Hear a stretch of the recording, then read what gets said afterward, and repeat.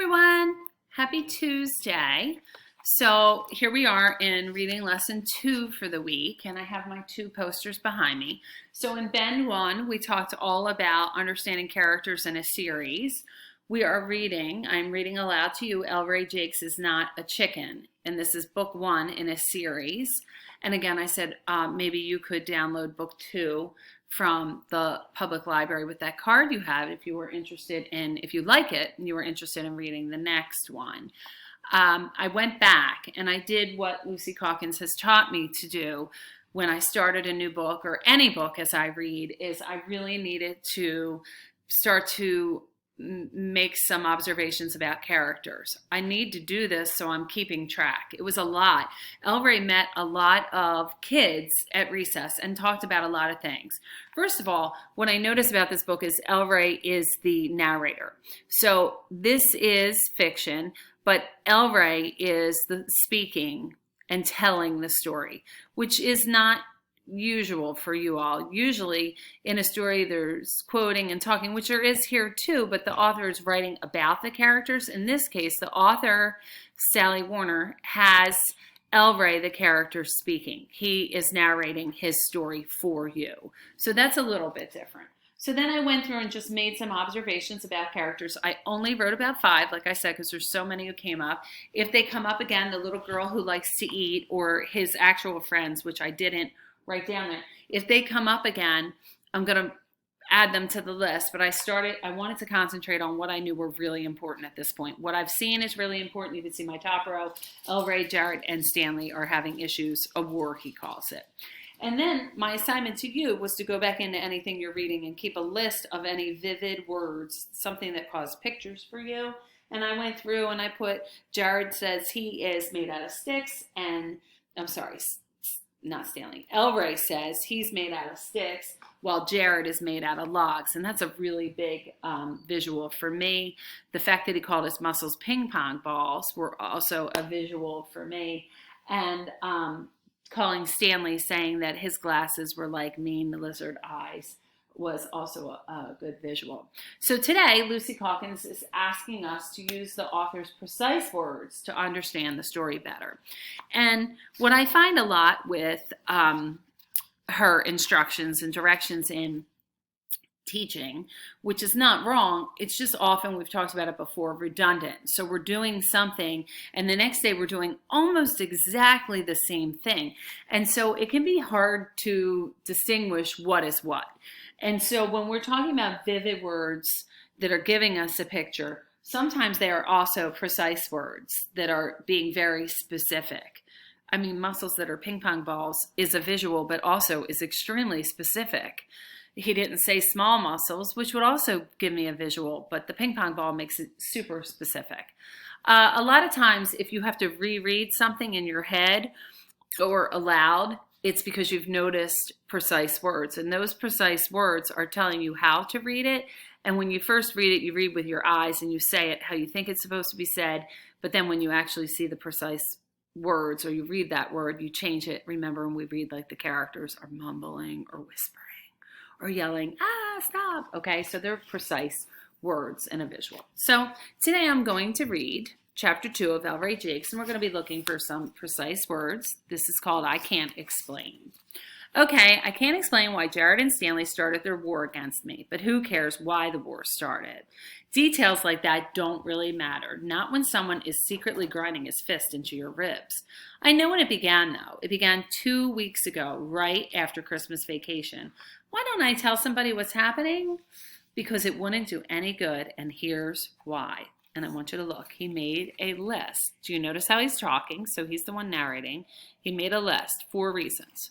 Reason number 1, if the other boys in our class knew about this 3-person war, they would take sides. And then it would just turn into a bigger war. But it wouldn't be over for me. Number 2, if the girls in our class knew, they would whisper and stare. And I hate that. Number 3, if my mom knew what was happening, she would probably call Jared's mother and complain. And of course, that would make things worse for me in the long run. Number 4, if my dad knew about our war, he would freak out. First, he would call Miss Sanchez, or the principal. Then they would make a big announcement to the whole class about fighting. And then the grown-ups would study the problem to death because studying things is what my dad likes best in the whole wide world. And you might be able to agree with some of the things that he said there. I know sometimes if I told my dad something was happening, he would freak out.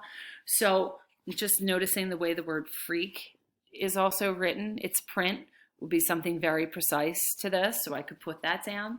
But there's nothing to study about why Jared hates me. I think he's just bored and he's taking it out on me.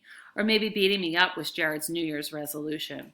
Our war started for no reason and it will probably end for no reason. I just have to live through it. That's all. But the point is, this is a terrible Monday. And I know it sounds dumb, but I'm a kid who usually likes Mondays because Mondays give you a brand new start. Monday is like a spelling test that your teacher has just passed out and you haven't had time yet to make any mistakes. It's like a blank piece of art paper that you haven't messed up. Monday is like the second after your teacher asks you a mental math question in front of the whole class, but you haven't given the wrong answer yet. And good things can happen on a Monday, but not this Monday though. Interesting take on Mondays, right? So precise words, still keeping in mind for vivid. I think freak out, for dad freaking out. It's not just saying dad would get angry, because a lot of people might know, like if Mrs. Dunner got angry, it would look a lot different than Mr. Dunner when he freaks out. So that's really important. And I would write that on my list because freaking out is very specific to something. Okay. Also, he wrote that he hated something. And I think that is a precise word to pay attention to. If somebody hates something, that's not to be taken lightly. He hates the whispering and the staring that the girls do. Okay? And besides that, I do like that he said he has to live through it. Okay? And besides that, there were some really good examples of vivid things for me. Like saying that Monday was a fresh start, that's precise. But giving the visual is saying that it's like a spelling test that you haven't started and gotten anything wrong yet on. Or it's like an art piece of paper that's blank and you haven't even begun to draw on yet. That's a really vivid visual for me. The precise part is in saying that, you know, Mondays are like a fresh start. That's precise. The vivid part is the explanation there. All right.